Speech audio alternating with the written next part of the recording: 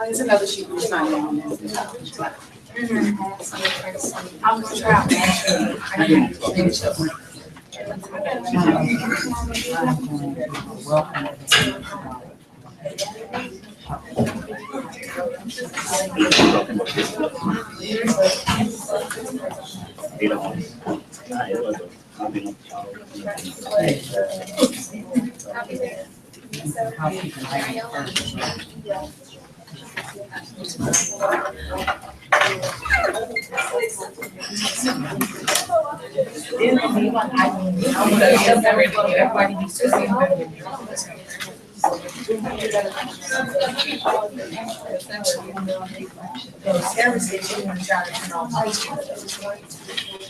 It's really like broadcast.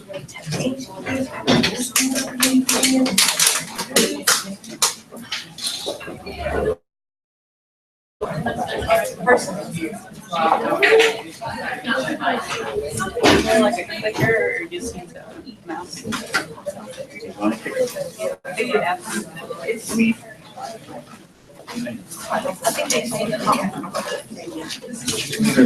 Okay,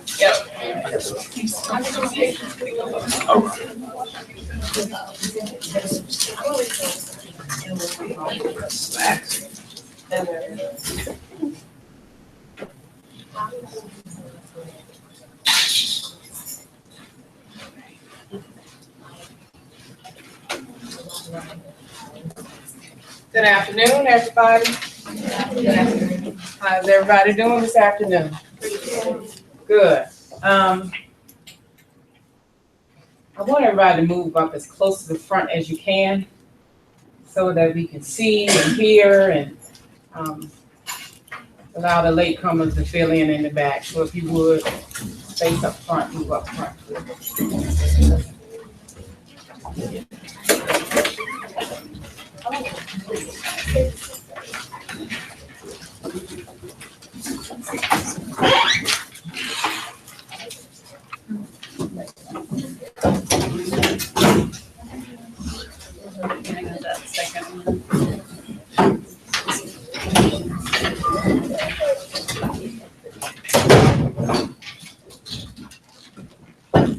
All right, welcome to the pre-professional nursing students meeting.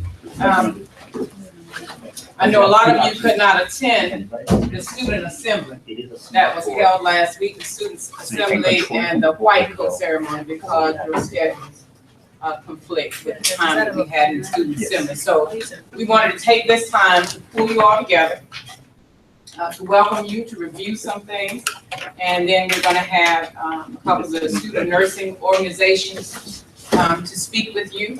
But our first guest we're going to have, because she's on time constraints, she needs to leave. And I'm going to introduce to you Captain Scott. Yep. From Army Nurse. And she is also with Mr. John McDonald from our Army ROTC on campus.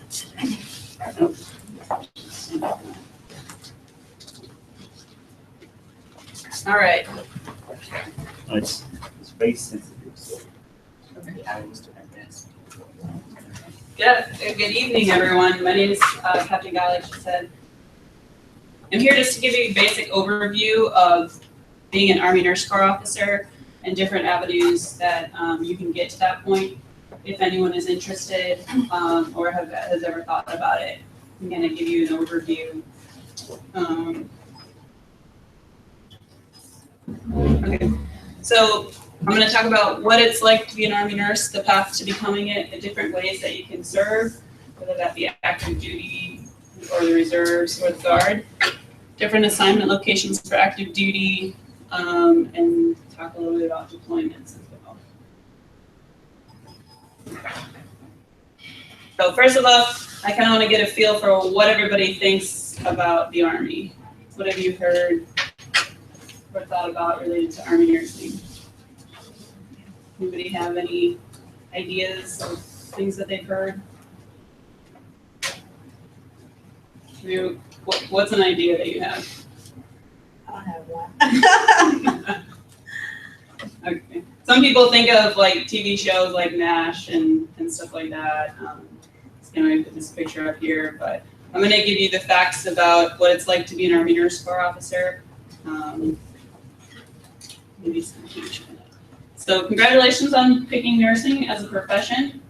You guys are in the first steps of that, and your opportunities as a nurse are boundless. You can do everything from remaining at the bedside to administration, education. It runs the gamut. So really it's a variety, and you can do all those things in the Army as well. So try it all. You never know. You could join ROTC without an obligation, just to try out the classes and see what you like. But you don't know if you don't try it. So, all right. So there's a couple different paths to becoming an Army Nurse Corps officer. Here on the right, so you have to have a BSN from an accredited nursing program. So that's your first step. You got to pass the NCLEX and graduate.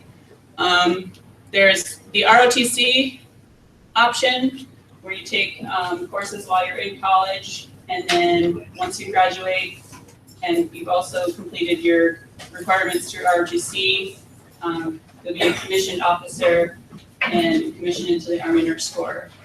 Or you can just go through college on your own, get your BSN, and then join the Army Nurse Corps afterwards. So we call those direct decisions. And then both of those options you can do active duty, the reserves, and the National Guard. So there's several different ways to serve, and there's a couple different paths to get there. Okay, so my path, just to give you kind of an overview of what a typical ROTC student would look like. So I did 4 years of ROTC and graduated after my 4 years. And then every graduate attends the Basic Officer Leader course, which is 10 weeks in San Antonio. Just gives you a basic overview of the Army Medical Department and what it'll be like being an Army Nurse Corps officer. And then from there, you go to one of our medical centers. We have 10 different medical centers that you can go to after graduating. And for the first 6 months, you do a nurse residency program. So it kind of gets your feet wet as a new graduate. You get to rotate around the hospital, work with a preceptor, do a couple evidence-based practice projects, and kind of learn the ropes before you get onto the floor that you'll be working on kind of permanently. You can expect to, everybody typically starts out as a med-surg nurse so that you can ground yourself in the foundations of nursing, kind of get the basics. And then from there, we offer different specialty courses. So we have specialties in ICU, ER, labor and delivery, OR, public health, mental health, nurse case management. So a couple of different options if you want to specialize, or you can remain a med-surg nurse as well. So from there, you have some training. So along with the military, you're also an officer, so you're also a leader amongst your peers and the enlisted corps. So we have leadership, training requirements that we have to meet in our career. So a couple of those milestones, what we call the Captain's Career Course, which is kind of like a middle management type course in leadership. And as well as after about the 3-year mark is when we typically specialize. So from training, I am an ICU nurse by trade, so I went to the ICU course, an ICU staff nurse, so that's pretty typical after you come out of a specialty course and you work in that field, getting around. And then, like I said, the military kind of pushes leadership. So I was the nurse manager of the same-day surgery unit at one of the hospitals. And then right now I'm in what we call broadening assignments. So an assignment that takes you kind of out of the bedside just to see a different aspect of the Army and work with other officers to kind of round you up as a leader. And then from here, we'd go back to a hospital and kind of share what we learned, continue our trade. So in my case, I'm going back to graduate school after this job. So that is an opportunity as well to get your graduate school paid for as well. And I'll go into a little bit more of the options for that in a little bit. So, like I said, ROTC is a leadership program that you take concurrently with classes concurrently with your nursing program. So it teaches all these different things: leadership, communication, critical thinking, physical fitness. So you take these classes, and then you also do a summer camp between the junior and senior year, which is kind of like your capstone of the things that you've learned in ROTC, so that when you come back as a senior, you're kind of the mentors and you are teaching the underclassmen in preparation for becoming a second lieutenant and an officer.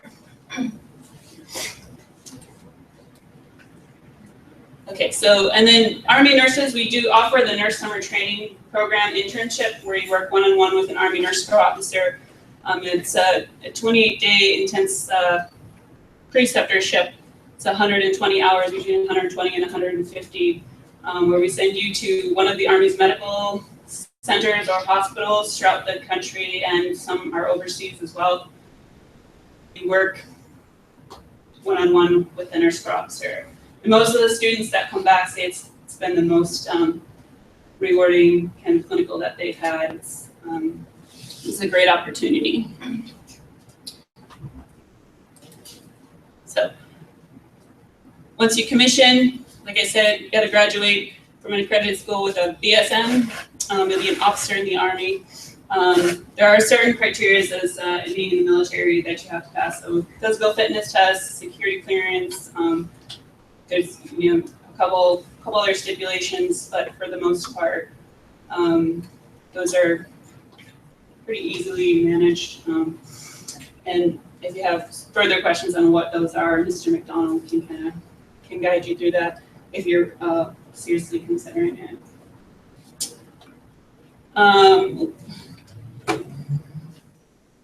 So National Guard and Reserves, these are our officers that are assigned to local units of their choice.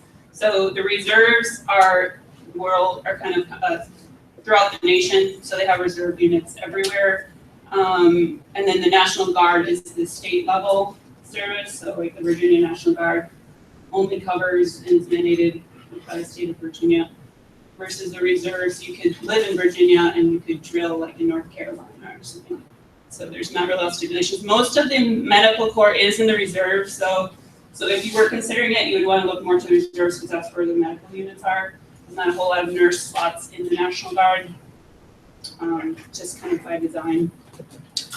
So it's a part-time job, so you have your day-to-day life as a nurse at a local hospital, for example, and then you also have your commitment of once a month, 2 weeks out of the year that you would drill with your unit, and you don't have to be a nurse in the Guard or Reserves. If you don't want to be, you could be a different type of officer as well. So if you're interested in like aviation or infantry or something like that, that is also an option. The positions in the Reserve and the Guard are the same as active duty. You can serve in more of an administrative role or a clinical role. It all depends on kind of what you want to do. And typically deployments for the Reserves and the Guards, you can deploy to war zones, but they can also do humanitarian missions, and mainly a lot of them will backfill the active duty folks that are deploying downrange. So like if I was stationed at Fort Bragg and I'm going to Afghanistan, a reservist would come to Fort Bragg and work where I was working until I came back. That's a typical kind of reserve activation. And then the active duty life I kind of touched on, we do the first 6 months of the nurse residency program to kind of get your feet wet as a nurse, and then have very clinical experiences. Most assignments are to initially at the medical centers, the bigger hospitals that we have, and then we also have assignments at the community hospitals, which are smaller posts and smaller hospitals. Field units, so we have some people assigned directly to combat support hospitals, which are the field units, the field hospitals that we set up when you need to deploy. And then there's other special assignments, and these are some of the special assignments that you can also hold as an Army Nurse Officer. So there's a lot of variety. We typically spend 3 years at a duty location, but even within that duty location, you can have multiple different assignments. So there's a lot of variety if you like variety. Okay, so these are the specialty courses that we offer. Typically, most of them are 12 to 16 weeks long, and they're like graduate level type courses, so they're pretty intense. They have a didactic and a clinical component to each of them. And then most people come out of these courses and they get their national certification in whatever that specialty is. Graduate school, so there's a couple options for graduate school if you're interested in continuing your education. You can use tuition assistance, which helps you pay for like college classes if you're taking an online degree, or you can apply for the long-term health education training program where the Army will send you back to school as a full-time student and continue paying you your salary and accumulating your active duty service time. And they have it right now in all of these specialties listed. So most all of the advanced degrees I can think of, and almost all of them are now doctorate degrees as well. So assignments, we have assignments all over the US to include Korea, Germany, Italy, Japan. So there's countless opportunities, and some of them are listed on here.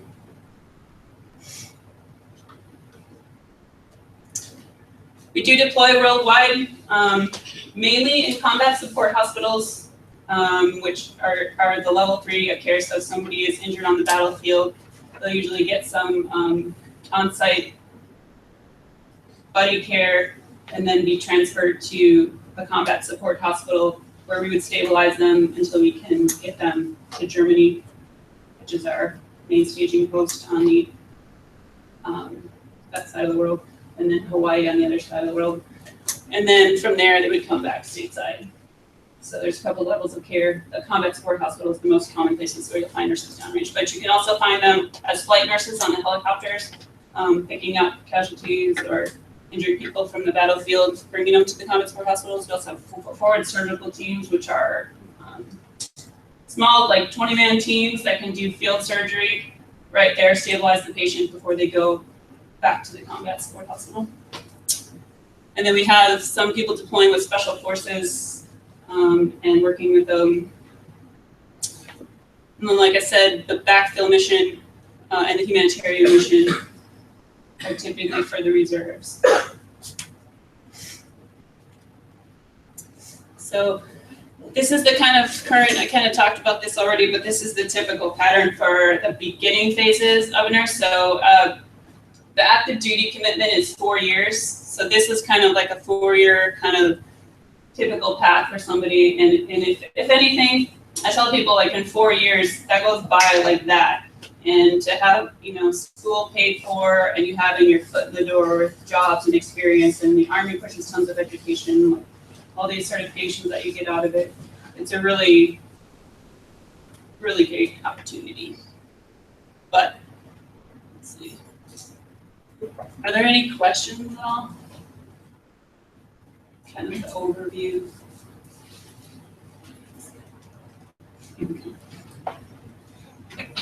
I'll jump in right here as I sweat my life away up here. God, it's hot.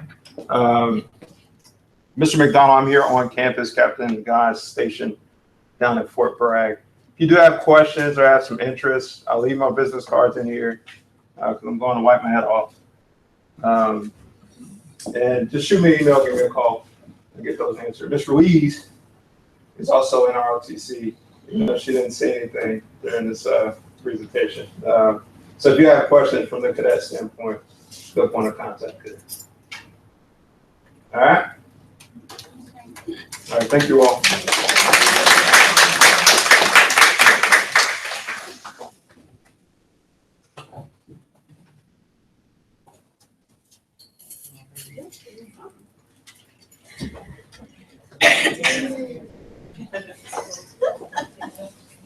Okay, one question, what happened to the air? We got out of here all of a sudden, somebody turn it off.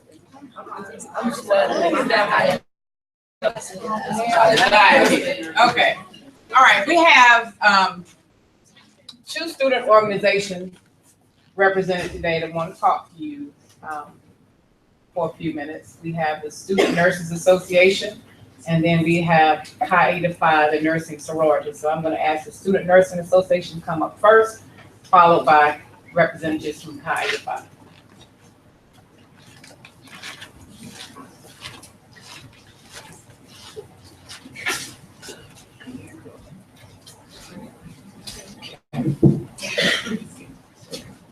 Hi guys. You guys look tired. You guys tired?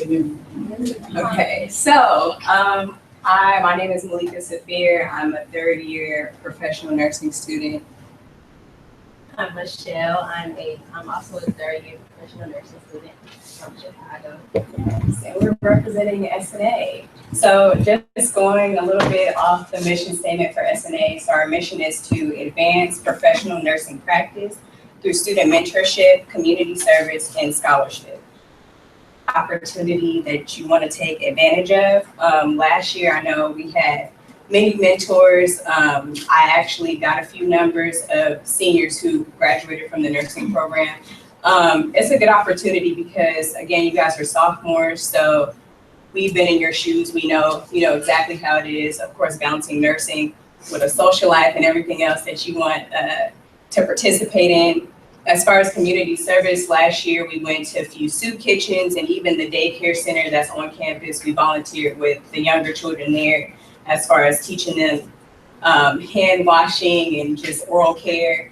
And through scholarship, you guys definitely want to take advantage of this. Of course, just going back to the mentorship, we know how it feels to apply to the nursing program, as far as getting into the professional program, as far as resources that are offered. We've been in your shoes, so it's just a good opportunity to take advantage of.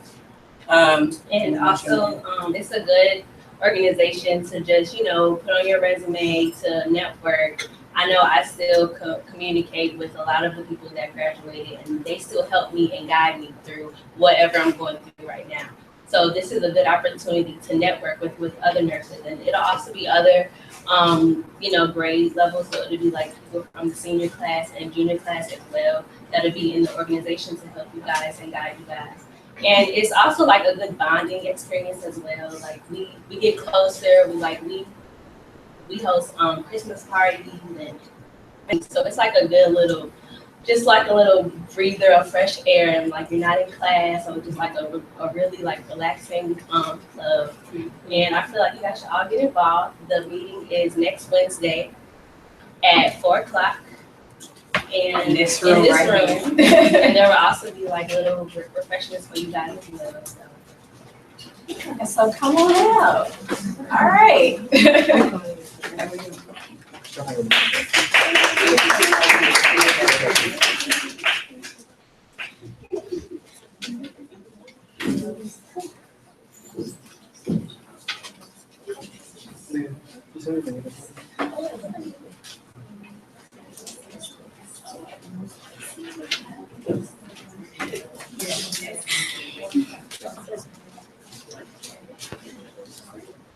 Hi everybody, my name is Taylor Clark. I'm a senior nursing major from San Antonio Valley, Arizona, and I'm also a minor in psychology, also in the softball team, and so I'm all sweaty, so I apologize about that. And I'll let her introduce herself. Hello everyone, my name is Simone Mullings. I am a graduating senior nursing student, of course, biology minor from Pennsylvania, and I'm also in Chi Eta Phi, of course. So some of the things we just wanted to highlight were the fact that Chi Eta Phi, our motto is service for humanity. So we like to do a lot of community service projects, just things to get the communities aware of more health problems. And we do like diabetes awareness, and we've done Adopt a Spot, and we are trying to get involved actually in a battered women and children's shelter. So we'll have more information on that coming up soon. But next month is actually going to be our 40th anniversary for the Tau Beta chapter. And so we're going to host an event next month, and that will also be posted on our board right out here on the right side wall. I am the treasurer and the financial secretary for the Tau Beta chapter. I'm the corresponding and the I'm the grammaticus and the epistolist, so those are just, yeah. It's like the recording secretary and the corresponding secretary. So if that makes sense. So we just wanted to give you a little more information. You have to be a junior, or not only a junior, but actually into the professional program in order to join Chi Eta Phi. And so it's open. Yeah, I was gonna say it's actually open to males and females, even though it's a sorority, which I know some guys like have a stigma about. But we would really enjoy if any of the guys in the room would decide to join, because it just gives a better presence on campus, and then also we can get more people involved, a better, more diverse group of people involved in Chi Eta Phi. So yeah, so although you guys can't join this year, we look forward to seeing you. If we have events, your support would be greatly appreciated. We look forward to seeing you guys next year. Oh, sorry. Yeah, I want to tell me something about this. You have to have like a certain GPA and stuff like that. So. Yes, you just have to have the minimum GPA requirement to join any organization on campus, but preferably a 3.0 or higher. So The higher it is, the better your chances. How about that? yeah, you know how nursing school is. Yeah. Any other questions?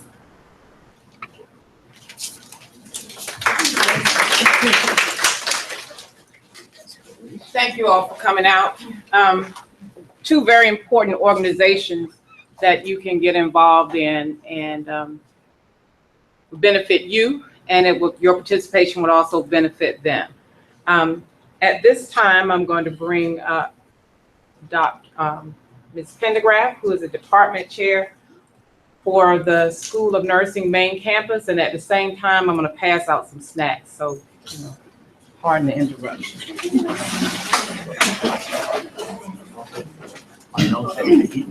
Good evening. Because it's 5:30. Yeah, but My name is Donna Pendergraft. I am the undergraduate chair for the main campus. And this year I celebrated 35 years as a nurse. So this is where quality get when you finish your degrees. You're going to teach at Hampton University in your alma mater. Does that sound good? And now, some things to get you there.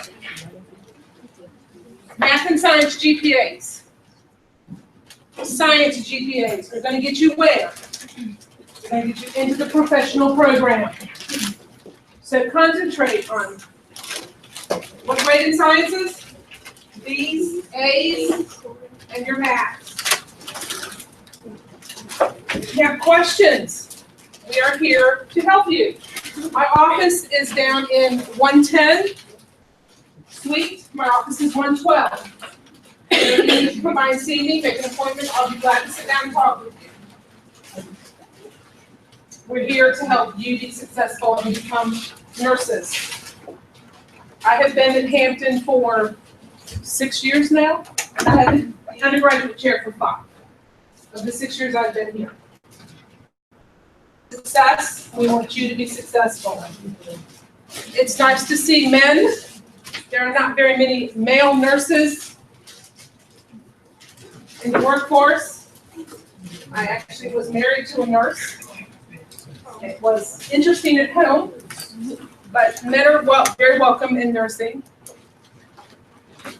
When Ms. Wright talks to you about getting ready to put your packets in and apply for the professional program, please adhere to all of the policy standards she's going to give you, because everything that comes to us has to be completed. You have to follow everything step by step, or your packets will not be accepted. So adhere to what we're asking you to do. If you have questions, what do? You ask. Does anybody have any questions about the professional program that I can answer? Because right now you're pretty professional. Any questions about our professional program? None? Really? We didn't do it. Huh? We'll get to it? We'll get to the questions? Yeah. It's nice meeting everybody. Look forward to working with you now in the professional program and when you get to the professional program. It's a question. Yes, ma'am. If you don't get into the professional program, what are the options? What route can you go? I will defer that to Ms. Wright, because she's our academic support. But why, what's your mindset? You're gonna get into the program. Yeah, I'm fine. There are other avenues that you can take, and we can discuss those one-on-one if it comes to that, but it's not gonna come to that. Okay, you're gonna get in. As long as you have the, like, You have to meet the requirements to get into the professional program. So the requirements are listed where? Where are the requirements for the professional program listed? In the handbook? And where's the handbook at? It's on the nursing website. So all of the criteria for the professional program is posted. You have to meet every criteria listed in order to get into the professional program.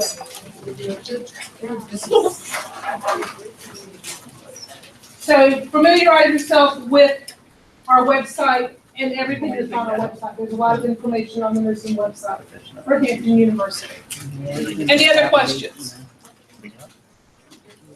And I will turn it over to Ms. Wright. Okay, thank you, Ms. Pendergraft. All right, did everybody do this, sign in on the sign-in sheet? Is there anybody who did not sign the sign-in sheet? Okay, I'm gonna call, thank you. I'm gonna call a couple of names, and if you're here, please raise your hand and keep your hand up. Leah Tomes, T-O-M-E-S.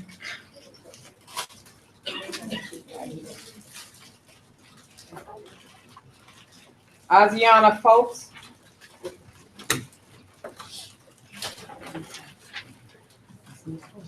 Latasha Johnson. Latasha Johnson again.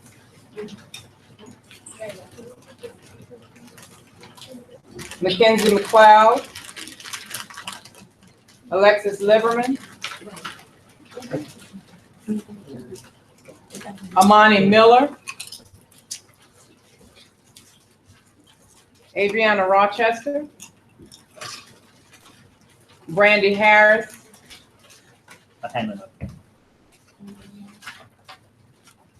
Reagan Cruwell.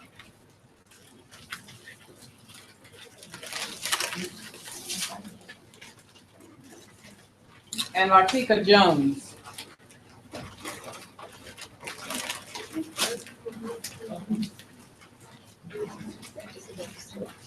We can go to the board of nursing website, but that's the first thing I'm gonna talk about. I mean, not board of nursing, the letter from the board of nursing. Okay, I want to be able to go through this relatively quickly so that you all can get out and go do whatever it is you need to do today. I don't believe in long sessions if I can help it. So at the during the summer, everyone who was listed as a professional nursing student or pre-professional nursing student received letters in the mail from the School of Nursing. Is there anyone who did not receive a letter? Okay. In that letter, it was a letter from the School of Nursing talking about the status of the traditional four-year program. And then included in that letter also was the ratification and order from the Board of Nursing. So the letter was to inform you that the four-year traditional program is on conditional approval status with the Board of Nursing. So let's start with, under the School of Nursing, you have several different, you have the four-year traditional Bachelor of Science program that's located on the main campus. And you have the graduate program, master's degree, and PhD programs that are located on the main campus and in Atlanta. Then you have the three-year accelerated program at the College of Virginia Beach campus. You have the three-year accelerated LPN to BS program. And then we have the RN to BS program, which is now through ATU Online. So under the School of Nursing, you have several different things. So the four-year traditional program is a program that is on conditional approval. Is everybody clear on that? The School of Nursing is not on conditional approval. It is the 4-year traditional program. So what the Virginia Board of Nursing looks at is whether or not 80% of your students who graduate in a given year, so we'll use 2016, they look at whether or not 80% of those graduates pass the national licensing exam the first time that they take it. And so that's what they base a school's approval on. And if the schools don't make that, or the programs don't make that 80% pass rate for a couple of years, then you end up on conditional approval, which is where we are.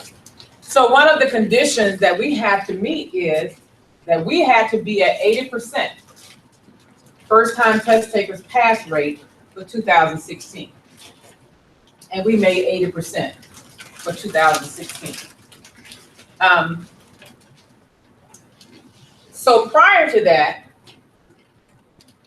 anybody within a grain of sense would start making plans for, if you don't make it. When you think that makes common sense, for you to put a plan in place if you don't make 80%? So we did put a plan in place. The university and the School of Nursing put a plan in place just in case we did not make 80%. So like I said, you have several different parts in the School of Nursing. And so you could just go through one of the other parts to complete your Bachelor of Science in Nursing. However, we at this point don't have to do that. So the letter was to notify you of the status of the School of Nursing, or I keep saying the School of Nursing myself, the 4-year traditional program. And then you had a copy of the ratification and order from the Board of Nursing. And that is also on the School of Nursing website that your parent or whomever can go on and click and read it. So I just want to make sure that everybody got that. Have any questions? Your state Board of Nursing approves your nursing program. And then every School of Nursing has an accrediting body. And our accrediting body is CCNE, the Commission on Collegiate Nursing Education. And then every college or university has an accrediting body. And for Hampton University, that accrediting body is the Southern Association of Colleges and Schools, SACS, we call it. So our issue is with board approval. And hopefully that won't be our issue after this year. Any questions so far on that? Okay, that was the first thing I wanted to do. Not at this meeting, but later on in the next couple of weeks, you will get an opportunity to meet the new dean. The new dean is Dr. Chevelini Lott. Dr. Lott has been at Hampton University for 10 years as an instructor and as the chairperson for the accelerated program at the College of Virginia Beach campus. She just obtained her PhD this summer, so congratulations to her. And she looks forward to meeting all of you and working with you. So Dr. Lott will be at some other activities that we're going to have in the School of Nursing. And so when Mr. Skeet, who is our information technology person, when Mr. Skeet sends out messages and whatnot on Blackboard and tells you that different activities are going on in the School of Nursing, if your schedule allows, please come over and join us in those activities. I'm walking away from my agenda, I'm sorry. All right, so we passed out a copy of the dress code for the School of Nursing, or part of the dress code, and the admissions requirements. So I'm going to start with the dress code.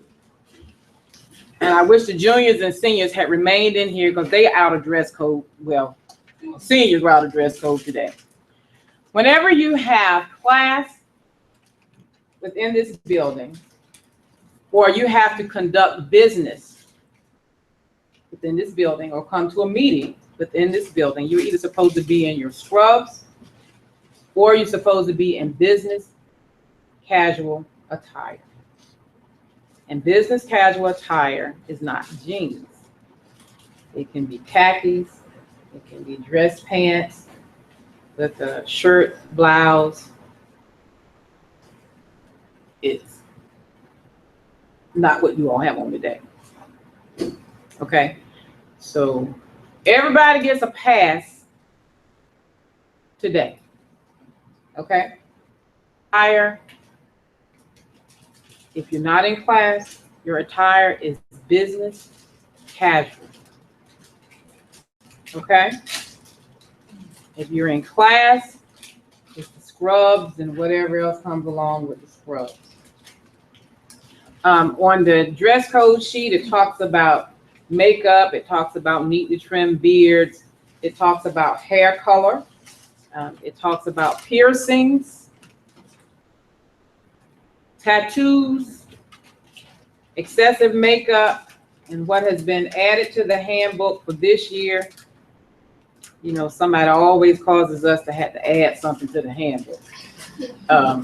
So what's added to the handbook this year, all the false eyelashes. Some of the eyelashes are so heavy, I don't know how to keep the eyes open. But that's not the issue. The issue is infection control, because that can be a source of infection. That's why you can't wear the false fingernails and all that kind of stuff when you go into the clinical setting, because the issue is infection control. So we had to add the little part about the eyelashes. You can't have them on. Okay. So please adhere to the dress code policy. Like I said, today you get a pass. Let's see you tomorrow, you won't get a pass. Because if you're in the building, you should either have on scrubs or be professionally dressed, because you're preparing for a career where you are going to be managers, management, supervisors. And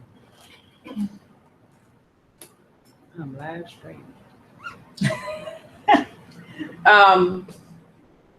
You have to have that professional appearance. You get out into the workforce, there are going to be people who resent that you're coming in straight out of college, a bachelor's degree in nursing, and with 6 months, you're their boss, and they've been there 20 years. And so you have to present yourself and look like the person who's in charge. And so that is part of our goal here, is to start with you now looking like professional people in charge. You understand what I'm saying? So that even goes back to the dress code when we talk about hair color. And you're going to see this in your handbook when it comes out. Your hair color has to be a natural hair color, a color that grows out of somebody's head naturally. And I haven't seen green hair come out of anybody's head yet. Green, pink, blue, yellow, not blonde, yellow,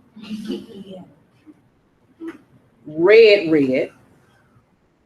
Haven't seen those colors grow out of a head naturally yet. And so if you insist on doing those colors, you will have to wear a wig. Everybody understand what I'm saying? Okay. And I'm going to leave it. There's some other things I can say, but it's not going to come out right. So be mindful of the hair color. Now I'm going to use this young lady as an example. I'm sorry. This is her natural hair color. So if you choose to do a dye or something, and this is the color that you choose, that's a natural hair color. You understand what I'm saying? So that's fine. If you decide you want to do platinum blonde, that is a natural hair color. It's not your natural hair color, but it's somebody's natural hair color. You can do that, but it has to be a natural hair color. Otherwise,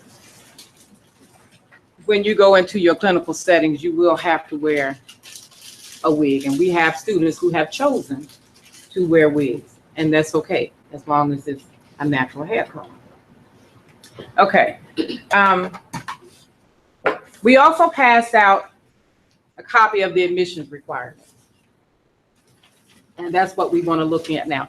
Everything, and I've been telling you this since your freshman year, everything that we do is in preparation for you to be able to come into the professional program, the professional nursing program. And so we're always on you about your grades and making sure you're following sequence. So, starting with GPA, your cumulative grade point average, every course that you've taken, your cumulative grade point average has to be at least a 3.0.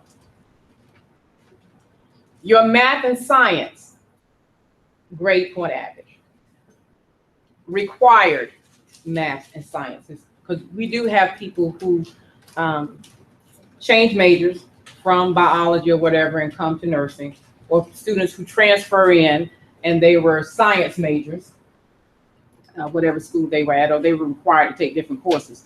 So your required math and science GPA has to be a 3.0.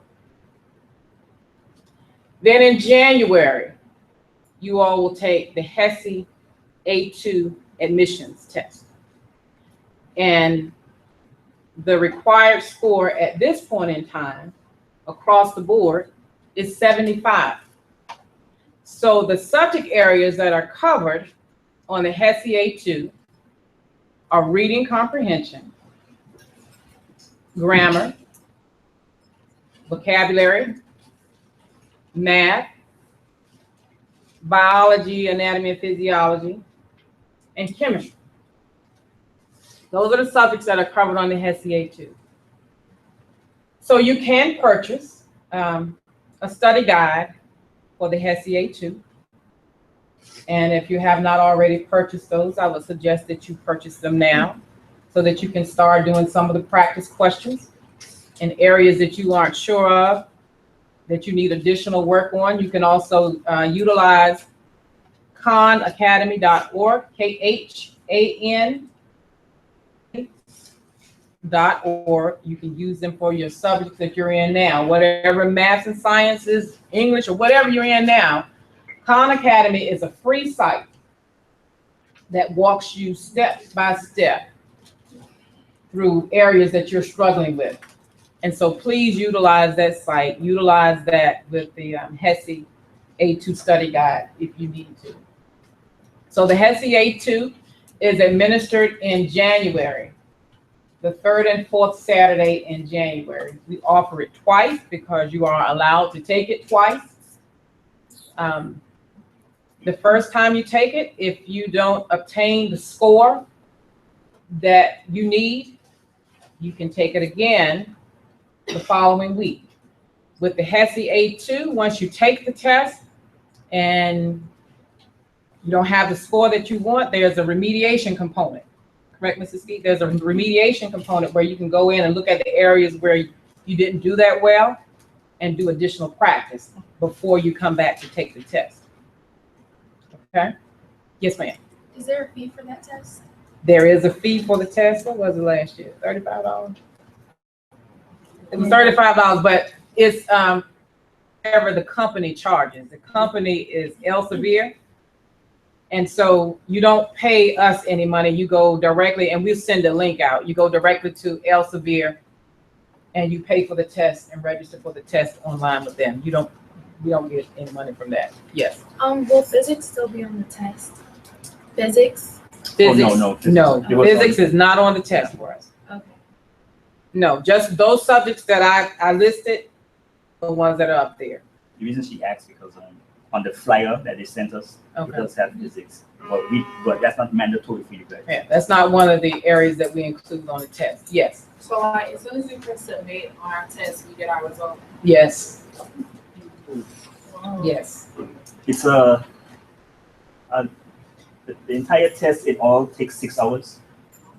You have 6 hours, but some people finish way quicker than that. So every time you finish a section, you can take a break before you start the next section.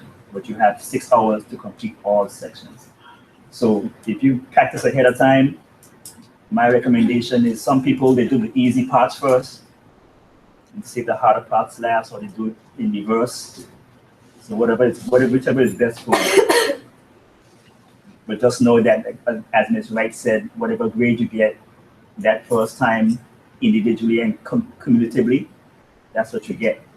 Do the second time and it's not up to par, then you will have to have a discussion with Ms. Wright, more than likely. Admissions committee, not Ms. Yeah, Wright. oh, sorry, the admissions committee. Yeah. And I don't know if there are any other options after the second time. No, Okay. but, thank you for bringing that up, Mrs. Skeet. Once you take your test, and like you said, you click that you're finished, yes, you can see what your scores are in every area. And like I said, you're required to have 75, a score of at least 75 across the board. If you do not obtain 5 in every area, the only thing I can tell you is submit your application packet. Whatever your scores are, you include your scores in your application packet. The application packet goes to the admissions committee. And so the admissions committee looks at everybody's packet individually. And then if they have questions, they will contact you.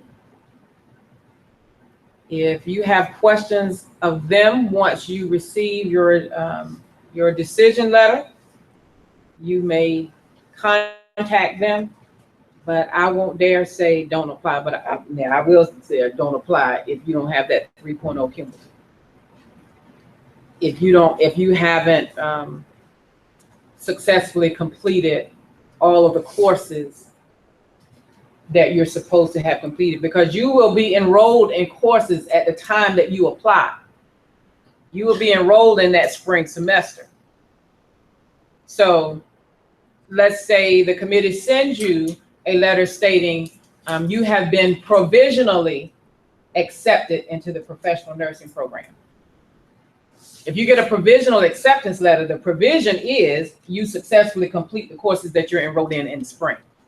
If you don't successfully complete the courses that you're enrolled in the spring, you're going to get another letter stating that you have not been fully admitted to the professional program because of whatever. Okay? So you have your admissions requirements that you have to look at. So you have to give it your absolute best shot this semester. Because some of you may be bordering with the GPA requirement. You got to give it your best shot this semester. So does that mean you need to be seeing tutors or whatever right now? Yes, it does. Do you need to be meeting with your instructors right now? Yes, you do. Because you need your best grades this semester. Everybody get what I'm saying? This is this is one of the pressure semesters. You got many pressure semesters to come, but this is one of them as far as being able to apply and be provisionally accepted into the program. I saw somebody's hand over here. Yes. So with transfer credits, y'all take the grade? We take the grade. Okay. Another question. Okay. Other schools don't do plus or minus, so how would that work? We go with what they have. Okay. Yeah, we go with what they have. So that's going to take me to, I'll go ahead and talk about the application at this point in time. The application will be online. The one that's online right now, we have to make some adjustments to, but basically that is the application. You go to the School of Nursing website and go to admissions professional program, and you'll see the link for the application at the bottom of the page. So the application includes a checklist of everything that should be included in that application packet. Tells you how to complete the application packet, what should be included, and how it should be submitted. Okay? So make sure you pay special attention to that and check off the boxes that you've done supposed to do with that application. You have to submit official transcripts from every college, community college, four-year college, university that you have attended. Does that include Hampton University? Yes, it does. So you have to submit official transcripts. Your application is due into my office March 15th. So you cannot order your transcript March 14th and think you're going to have it in time to be included in your application packet. Yes. So when is the best time to order one From where? from this school? From Hampton University? Yes. You should put in that order, I would say not later than March 1st. Because your official transcripts aren't the only ones being ordered. Okay? Okay. So at least by March 1st, you're requesting your official transcript from Hampton University. If you have attended other schools, then of course you need to request your transcripts from other schools sooner than that. So official transcripts, unopened, have to be included in your application packet. A part of the application is also a recommendation form. And so you need to be thinking now about who you would like to complete your recommendation form for you. And then there are very specific instructions to the person who is filling out that recommendation form. And so once they give you that back, and that is to be in a sealed envelope, then you put that sealed envelope inside of your application packet. You want everything in one envelope that comes as a part of your application packet, everything together. Now, what I found that I need to do, and I didn't think, Lord knows I didn't think I needed to do it, is to talk about how you address an envelope. Who does not know how to address an envelope? You're not gonna say it now anyway, because you think everybody's gonna look at you. Mm-hmm. When you address an envelope, you have a return address, top left-hand corner, first name, last name, street address, city, state, zip. And then you have the address that you're sending your package to. Hampton University, School of Nursing, William Freeman Hall, Hampton, Virginia, 23668. So I'm going to have samples of how you address an envelope on my door, just in case somebody doesn't know. Now, if you all think I'm being funny, I am not. Because 2 years in a row, I have gotten application packets where it looked like a first grader wrote their name on the package, and that's all they did. This is a professional submission, and I expect it to be submitted professionally. Yes. Okay, sorry to backtrack, but when you said official transcripts from all schools, does that include like dual credit too? Yes. Okay. Yes, it does. Thank you for asking that question. Yes. Okay, so you said you have packets at the door with just an email. So do we mail them in the mail to the school, or can we bring? You don't have to mail them in, but you do have to put it all in an envelope, and you can bring it to my office. If I'm not in the office, or Ms. Keaton is not in the office, you can slip it in under the door. But no, you don't have to mail it, and that's usually that's around what, spring break time, usually. So you don't have to wait until the 15th to submit it. However, if you are at home during that spring break and you want to mail it, you can mail it, because we're here all but 1 day of spring break. So yes, you can mail it. Usually if the 15th is on the weekend, a Saturday or Sunday, then we say that the packet has to be in by that Monday morning at 8 o'clock. Okay, and we'll go over this again. I want to make sure everybody has this information firmly ingrained in their minds about how to submit this package. Because if everything is not in that package, it is not going to be reviewed. Yes. Okay. Thank you. Your recommendation form must be completed by an instructor, a faculty member, a teacher, not the dorm director, not your supervisor on your job site, It has to be one of your teachers. It can be current teacher, one of your previous teachers, but it does have to be a teacher. Here? Or can it be Yes, at any school? university. For you all, yes, university. Yes. So, would I be able to ask one of my ROTC instructors to do it, Teacher, even if he has been transferred somewhere else? did she teach you here? Yes. Yes. Yes. Yes, sir. Does it have to be a science or math teacher, or could it be any teacher at all? It doesn't have to be, but I will be quite honest with you. It looks much better when it's science, math, or nursing. It does look better if it's science, math, or nursing. Yes. So when do you guys respond and let us know if we got into the program? You will be notified before April 1st. We try to do the notification not later than the last week in March, because those persons who are provisionally admitted to the professional program, they have to start the clinical clearance process. And those are the things that the hospital agencies require that you have on file in order to go into their agencies and practice nursing. And so those are things such as your physical and CPR class, and providing proof of your immunization record. And if you have not had all of your immunizations, you have to get the immunizations done. And you have to have a criminal background check, drug test, and what else am I missing?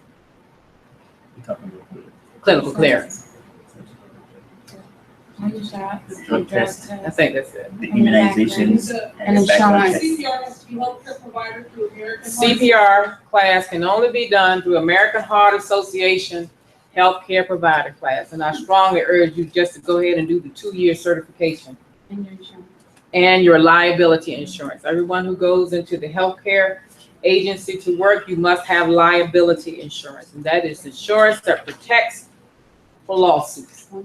Because anytime that you go into the hospital setting, anything can happen, and you have to be covered just in case of lawsuits. The coverage amount is $1 million to $6 million, and ooh, that's a lot of money.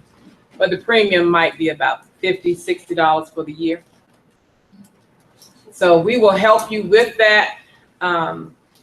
The School of Nursing website, I believe they have several links to different companies that offer liability insurance for student registered nurses. So we will help you with that clinical clearance part of it and what you need to do and where you need to go. We start talking about all of that. But we notify you not later than the last week in March, because by the beginning of April, you do have to start getting started with that clinical clearance process. And those clinical clearance documents have to be uploaded to the agencies that houses our information.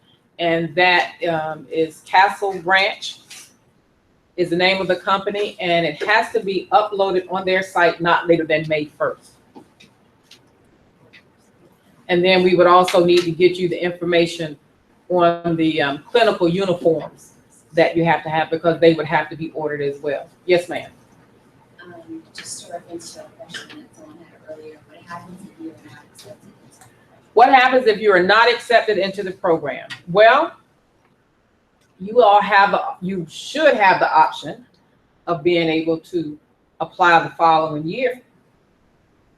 And you have the option to be able to apply the following year if you don't have more than one math or science failure.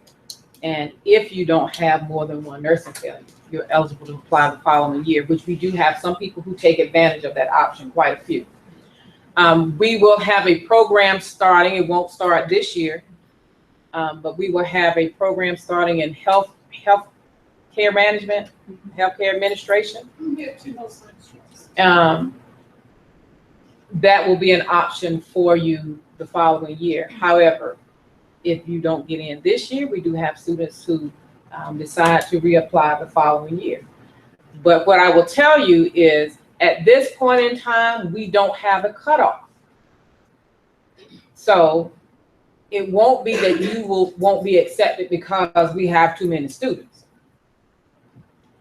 If you're not accepted, it's because you have failures or you absolutely do not have the GPA or the HESI scores.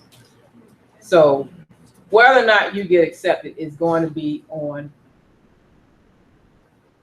That's why I say you've got to put the time in. You've got to put the study hours in. Next semester, you're going to be enrolled in 3 nursing courses, I believe. And they're going to be intensive nursing courses. They're going to be courses like you haven't had before, and they're going to be very challenging for you. You have to start preparing yourself. Yes, ma'am. Okay, so when it says not more than one repeat in a required class, is that not more than one repeat in the same class? Like, no, ma'am. If you are not successful in a math course, just for example, if you're not successful in a math course, you repeat the math course and you pass it. Okay, that's your one failure.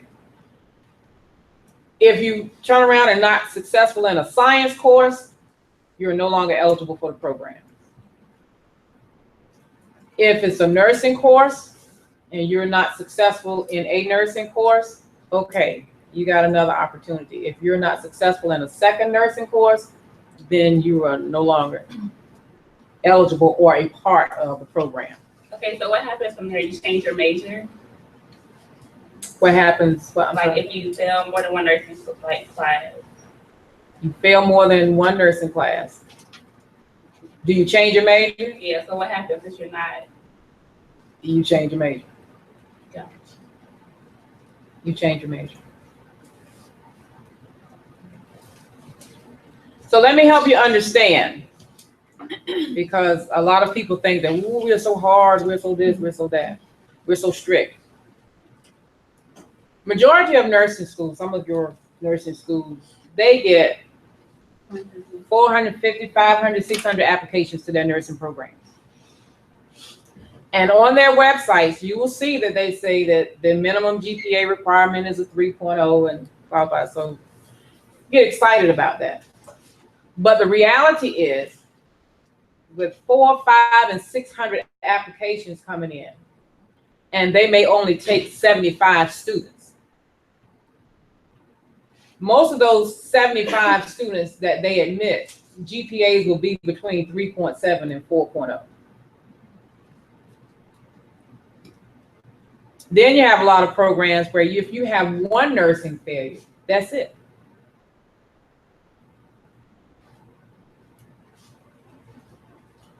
So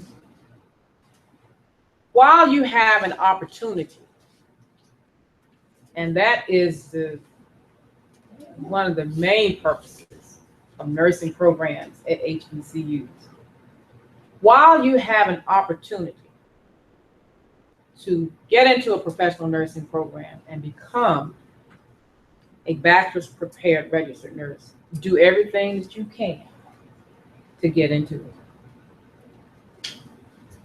This is on you. You have to work hard and you have to push and you have to decide if this is what you really want. Because it's not going to be easy. Overtime. It's not going to be easy. I'm not going to tell you it's going to be easy. It's going to be many tears shed. I might cry with you, but that's all I can do is cry with you. It's going to be many tears shed. But the end result is what you want. And that is to be a bachelor's, starting out, a bachelor's prepared registered nurse. Okay? And I have gone over time, but those were the main things that we want to do. We're going to, don't get up and leave yet. We're going to have another meeting. And I want you all to start calculating your GPAs. Start looking at your GPAs. Look at the grades that you have.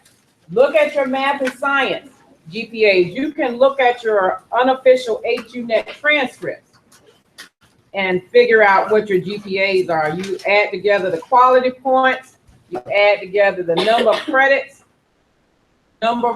into the quality points, and that gives you your GPA. On the School of Nursing website, under which one, Mr. Keith? Under student resources, you'll see grade calculator. And you can put in the number of course, the credits and the grade that you received in the class, the letter grade in the class, and it will automatically do the calculation for you. So I need for you all to start looking at that so you know what it is that you need to do this semester. Pre-registration advisement starts October 10th. That is right up on us. Pre-registration advisement starts October 10th. Ms. Keaton and I will start accepting appointments October 3rd. We try to start at least a week before pre-registration time. Get in to mysignup.com. Our mysignup.com address is on the board. Get in and sign up for those appointments early. The first week of pre-registration through the 14th, 15th. Everybody can go in and pre-register. But after that first week, it shuts down. And then it's just seniors. And then a couple of days, 3 or 4 days later, it's just juniors. And then it's just sophomores. And then it's freshmen. So in order to get the classes that you need to get into, you need to come in and make your pre-registration advisement appointments early. Last day for course withdrawal is November 4th. Last day for pre-registration is November 4th. Last day for course withdrawal is November 4th. And the next meeting of the pre-professional nursing students will be Monday, October 31st. And so we'll send that announcement out again too, that the next meeting will be October 31st. And so we're going to be looking at where you all are as far as your grades and whether or not we need to be looking at course withdrawal, because it's better to do course withdrawal than to fail the class and kill your GPA. Okay? I know we covered a lot. We didn't quite cover everything that we wanted to. Mr. Steve, did these students receive the information on t-shirt design? Should have. Yes. Okay.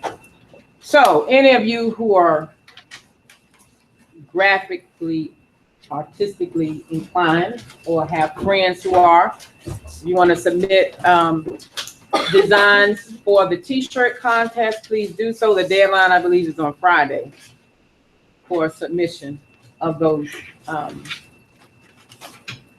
t-shirt designs. And then homecoming is coming up October 15th. And it is planned that the School of Nursing will have a tailgating tent. And so we may want some of you to come out and volunteer or just come out and hang out with us. And you'll be receiving more information on that. Any questions? Yes, ma'am? When we get t-shirts? When do you get t-shirts?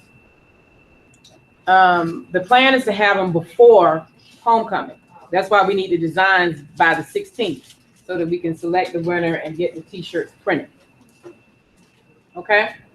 All right, there are snacks left over in the back. I will ask you to make sure when you leave, push your chairs under, put your trash in the trash can, and take the rest of the snacks with you. Come back and put that chair on. You the first one to hop up. You know I was gonna get you. I'm gonna.